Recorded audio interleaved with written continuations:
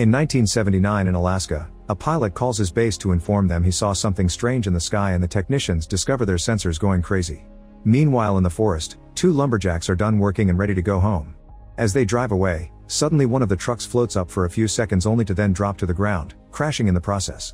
The other lumberjack tries to check on his friend, but at that moment he's shocked to see an alien spaceship appearing above him.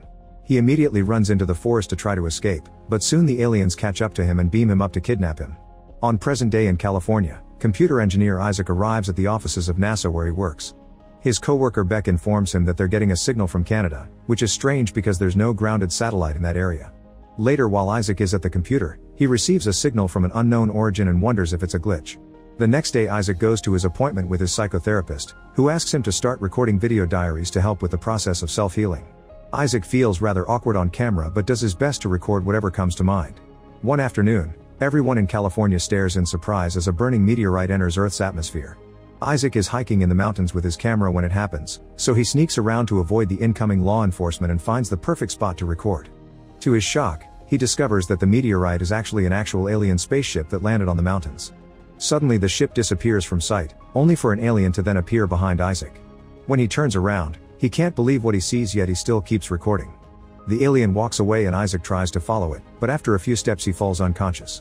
Soon every media outlet is discussing the meteorite and random theories about it. Isaac's work team is supposed to collect samples, but he doesn't show up to work. Sometime later, Isaac wakes up on a cliff, confused about what happened. He checks his camera and sees the recording of the alien, making him realize he may have been abducted. There's also some pain on his arm, but it doesn't look hurt. Isaac makes his way back to his apartment, but things keep getting more confusing. When he stares too long at an object, it suddenly disappears only to come back in a few seconds. At first he thinks it was a trick of his brain, but it keeps happening, and when he tries to touch the area where the object was, he can feel a funny sensation around his hand. Thinking he may be sick, Isaac goes to the hospital, but the doctor just says he's dehydrated and that he needs some rest. However, the doctor is confused by the x-rays of Isaac's arm because there's a thin fracture so perfectly straight that shouldn't be possible without a tool, yet Isaac has no scar on his skin. Afterward Isaac goes to work and Beck calls him out for disappearing without a word, revealing Isaac has been missing for 3 days. Instead of explaining what happened, Isaac decides to show it, so he grabs a glass and concentrates to make it disappear. Unfortunately Beck isn't impressed and he just grabs the glass because he can still see it. Then Isaac shows Beck the recording of the alien, but Beck isn't sure if believing it's real. Another coworker comes in and brings samples from the soil where the incident happened, but there's no evidence at all of a meteorite. Later Isaac decides to post the video online and send it to a few scientific magazines.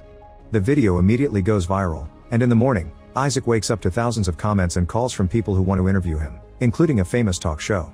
When he checks the comments on the video, he sees many people believe it but most viewers think it's fake and write horrible things. Soon Isaac appears on TV and shares his story. At first the host asks for details, but soon she shows her true intentions and starts questioning his credibility, making him look like a joke in front of the camera. The interview also goes viral and Isaac is accused of being an attention seeker. There's even a troll who claims to have helped Isaac fake the video. The public reaction really bums him out, but Isaac refuses to give up and begins searching the internet for people who had the same experience as him.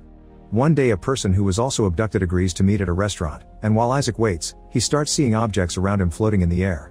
His weird experience is suddenly interrupted by Sarah, the person he met online. Isaac shows her the footage and pulls out a bunch of research, showing how aliens have been seen many times throughout history even by famous scientists. In return, Sarah tells him about an alien abduction in 1979 in Alaska. The victim had been a guy named Carl, who disappeared after sharing his story. Meanwhile in a secret cabin in the woods, Carl gets excited when he sees his equipment pick up a strange signal. Sometime later, Isaac sees on TV a guy that keeps criticizing his video, saying how fake it is. This inspires him to start making copies of his footage to send to a bunch of media outlets. Once he has all the envelopes ready, he tries to put them in a mailbox and struggles with the pile. A random man passing by offers his help and recognizes Isaac's face, so he reveals he's a writer and gives Isaac his card, saying to get in contact with him if he wants to get an interview published. Soon more scientists appear on TV saying the footage is fake, so Isaac gets in contact with the writer and gets an appointment at his office. To add legitimacy to the story, the writer asks Isaac to have a lie detector test, during which a bunch of questions are asked about Isaac himself and the incident. All of Isaac's answers are flawless, so the writer asks him to wait a moment and leaves the room. Seconds later, two mysterious agents show up and try to kidnap him. Isaac struggles against them and manages to run away, only to suddenly be shot with a tranquilizer and captured anyway. When Isaac finally wakes up, he finds himself in a mysterious facility and being carried by androids. As they move around, Isaac notices they have Sarah as well and yells for her, but they take them to different rooms. The androids tie Isaac to a chair, and behind a glass Agent Graves appears, saying that Isaac has some valuable information that could help mankind. Then he runs some tests by making Isaac stare at different objects, but no matter what object they choose, nothing happens. Graves also keeps asking about Carl, who supposedly is hiding in British Columbia. Isaac knows nothing about that guy, causing Graves to get more frustrated by the second. After some struggle, Isaac manages to loosen his hands from the bindings. Then he breaks the equipment and uses it to destroy the androids, which begin expelling a weird glowing liquid. Isaac runs out, quickly finding Sarah in the next room. He uses his power to open the door and immediately frees her so they can run away together, taking random hallways as they try to outspeed their pursuers. Isaac takes a gun from the androids he destroyed and shoots back as they run. After a few more turns, Isaac uses his power to open another door and lock it behind them, allowing the duo to safely reach the outside. At that moment they see a person with a cart pass by and they realize they aren't in the USA. Inside the facility, Graves orders the androids to find and capture the duo, theorizing they'll be going to British Columbia to find Carl.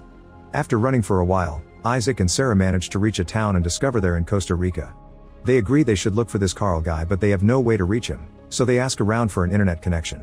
A girl at a bar gives them directions to meet Zed, the local hacker. While the duo asks for his help, Graves' people ask around town for them. Soon the androids are getting closer, but thankfully the group sees them coming and run away just in time. Zed takes them to his treehouse in the jungle, where he reveals some important information. The agents that are following them are from the ISRP, or International Space Research Program, which is run by the United Nations Agency. Zed agrees to help them look for Carl, who it's said to have an untraceable connection at his place. While Zed works on tracking Carl down, Sarah tells Isaac about her alien abduction experience. She had heard a noise outside and thought it was a plane, but it was the spaceship that kidnapped her.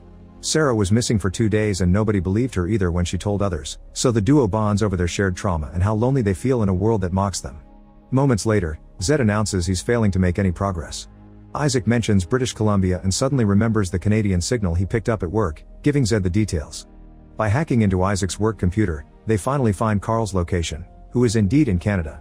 The group attempts to call the man, but Carl hangs up as soon as he hears their voices. However, they don't give up and try again, and this time they get Carl's attention by mentioning Isaac's abduction story and the agents. Isaac explains that he has received a signal from an unknown origin and sends it to Carl, who quickly decrypts it and concludes that the aliens will come to his place in 5 days. After some discussion over the potential dangers, the group agrees to join Carl. It's quite a long trip, so they take multiple types of transport to make their way there. While they travel, the agents keep on chasing them because both Isaac and Sarah were injected with trackers while they were unconscious. When the trio gets on a train, the androids follow on their bikes and soon come aboard too. Zed sees them on his computer, so the team puts on wacky masks to trick their sensors. Unfortunately, the trick doesn't work and the androids try to capture them, thus the trio starts running away as they dodge the shots from the laser guns. Isaac and Sarah climb on the roof of the train, and when the androids read their location they try to follow them, but Zed is waiting for them and kicks them off the train. Eventually they finally make it to the right cabin, where Carl meets them at gunpoint. After checking their identities, Carl uses a little device to deactivate the trackers on Isaac and Sarah's arms. Graves immediately notices the lost signals, but his men are already working on tracking down the cars the trio traveled in. Once the team has settled down, Carl confirms that he was the lumberjack who got abducted in Alaska. Since then he's been decrypting any strange audio signals he could detect, translating them into English to try to communicate with the aliens. The signal that Isaac discovered is the most precise one he's found so far. Zed is very impressed because Carl has invented many machines to keep up with this project through the years. That night, Sarah can't sleep because she's afraid, so Isaac comforts her and says he's glad to have met her. 2 days later, the group sits in the cabin waiting for a sign of the aliens' arrival. Suddenly they feel a tremor in the area, so Isaac goes to the forest to look for the ship and encounters 2 aliens. The creatures cooperate and go with him to the cabin, where Carl's device translates for both sides so they can chat. The aliens explain that their race has conquered every aspect of the physical world, from medicine to technology, so now they're searching for something greater beyond their understanding, like the origin of the universe. They've been studying humans because they have a special amount of aura in them, and by touching Isaac, they show him a vision of Jesus. Apparently they believe Jesus is the origin of everything because the humans with the most aura are his followers. Sarah takes the chance to ask why her arm always hurts since the abduction, causing the alien to take out a bracelet device that it puts around her arm. Suddenly her arm splits in two to reveal the tracker that the aliens put there, and now they take it back before making her arm looking normal again. Next they start working on Isaac's arm, but at that moment Graves and his agents arrive, blocking the road with their cars. Graves asks Carl to come out as he demands an explanation about what happened to his father, who was the lumberjack that died in the smashed truck and whose body disappeared. When Graves threatens to open fire, Carl finally comes out and explains he doesn't know what happened to his co-worker's body, which he already said in the past. Graves still doesn't believe him and makes his men shoot him down. Sarah immediately runs out to check on him, only to get shot as well. In the cabin, the aliens finish with Isaac's arm and give him some final advice: he should use his senses and focus. As the aliens disappear, Isaac concentrates and finally gets a grip of his power, allowing him to become invisible and pick up Sarah while the agents open fire on the cabin.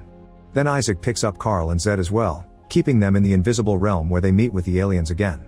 The creatures immediately heal Sarah and Carl while Zed enters the cabin only to find it empty. While all the agents are confused, the group follows the aliens on the road, walking among the men without being noticed. Soon the spaceship is seen leaving the planet.